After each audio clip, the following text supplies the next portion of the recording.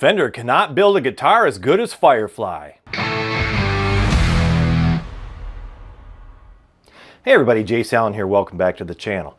When I talk about cheap guitars being as good as expensive guitars, it's not coming from a place of ignorance.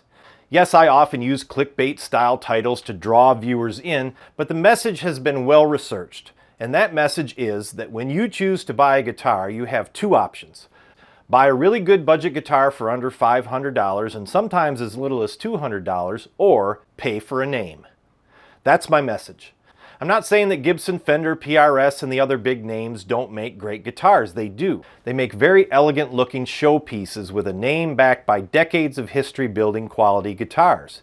But if you're a new player, a bedroom player, or heck, even a touring musician, and you want a great guitar without taking out a loan to get one, there are incredible buys out there in the budget guitar space. And the old myths about child or slave labor in China, wet wood, inferior metals, brittle tone, and cheap firewood just don't hold up.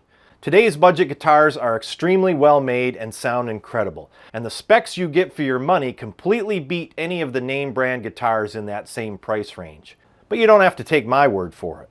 So obviously this is Firefly guitars, and Firefly guitars are known for, especially over the last few years, making some really good guitars at a super affordable price. This guitar sells for $229. If the big box stores had to carry it, which is Guitar Center in Sweetwater, they'd have to double that price and put this guitar almost at $500. And it's one of those things that kind of proves over and over again that when we look at big brands and what they offer for price points, they're not really trying as hard as they could be, because although they are going to these factories overseas, they are keeping the specifications lower. In other words, they could offer a lot of these features: roasted necks, locking keys, stainless steel frets. Their argument is that it would be unobtainable.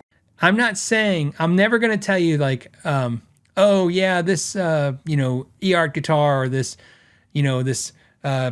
Firefly, whatever. Oh man, it's nowhere close to a Gibson. And I'm never going to tell you like, oh, it's just as good as a custom shop Gibson Les Paul. I'm not going to say that. I'm just going to say like, this guitar is really good. This is good enough. And if you want a Gibson Les Paul, a real one, and you make the money and you're happy, you should do it, because it's a beautiful instrument and it's a nice thing to own, man. It's a collector's piece and it's beautiful and it's going to be better. But it is not the jump in quality that we had 20 years ago, 30 years ago. It's just not anymore. It's like I said, we went from crap to maybe good to great. Now we go good right to slightly better. So, I don't know. Mr. Fancy Hand says, at what price tag do you think guitars stop getting better and start being about personal taste? And that question is actually a question about brand. Ibanez is not going to make you the same quality guitar as Harley Benton for $300. They're just not. They don't do it. Harley Benton makes a better $300 guitar than Ibanez's $300 guitar. Phil McKnight has been a mainstay for the YouTube guitar community for over 10 years. He ran his own successful guitar shop and is a fantastic guitar player in his own right. He is a respected voice when it comes to YouTube guitar reviews. Some people have commented on some of my videos that I can't be taken seriously because I'm not an advanced player. That somehow, because I'm not the world's best guitar player, that my opinions on guitars and what constitutes a good guitar are somehow faulty. Despite the fact that Leo Fender built one of the world's most iconic guitars and never actually played guitar. But I digress. But you would think that if people could trust the opinion of anyone, it would be Phil McKnight. And here you have him, not in so many words, making the same claims that I have been making. That brand name guitars are largely about the name and the prestige, and that inexpensive or budget guitars are quite good. He doesn't go so far as to say they are just as good as an expensive name brand guitar, but the suggestion is that budget guitars are very close. He also makes the claim that the bigger brands cannot build as good a guitar for the same price as the companies building budget guitars like Harley Benton or Firefly. The great thing about Phil is he's not hung up on one particular brand. He just loves guitars. So what does it mean that Fender can't make a guitar as good as Firefly? Well, take this Firefly Telecaster style guitar for example. I paid around $230 for this guitar after tax and shipping. They are routinely listed for $229 to $269, often get discounted if they've been on the Guitars Garden website for a long time without selling. The closest Fender for the same price as this guitar is a Squier Sonic for $230. The Squire is a painted poplar body, maple neck, Indian laurel fretboard, nickel frets, ceramic single coil pickups, 6 saddle top load bridge, and 1-ply white pickguard. Compare that to the Firefly. Painted roasted mahogany body, roasted flame maple neck, stainless steel ball end frets, abalone fret dot inlays. The body features some extra contours for more comfortable playing, string through the body, compensated brass saddles, locking tuners, Alnico pickups, and a 3-ply pickguard. Now imagine how much this guitar would cost if Fender made it. I went to the online Fender mod shop, and although I could customize a Telecaster, I couldn't get stainless steel frets or a rosewood fretboard on a roasted maple neck. No option for flame maple at all. No option for abalone fret dots. No body contours. No wheel truss rod adjustment. And the Fender mod shop guitar comes in at $1,999. And of course, a handful of people will make the usual comments: the Firefly guitar won't last, the Fender will hold its value, and all the other well-rehearsed talking points. But here's the thing: when did guitars become a competitive sport? If you spend $2,000 on a Fender Mod Shop Telecaster, and I spend $230 on this Firefly, and I get on YouTube to talk about what an amazing guitar it is, and that I can't believe it's so affordable, why do some people get so triggered by this? Then they try to gaslight reviewers like me and claim that we're the ones being the snobs, that we're the ones saying Fender or Gibson aren't any good. I don't know too many guitar YouTubers that are making the claim that Fender or Gibson don't make great guitars. All guitar makers have their quality control issues from time to time. When you're mass producing products, it happens. But to say that Fender isn't making good guitars is just not true.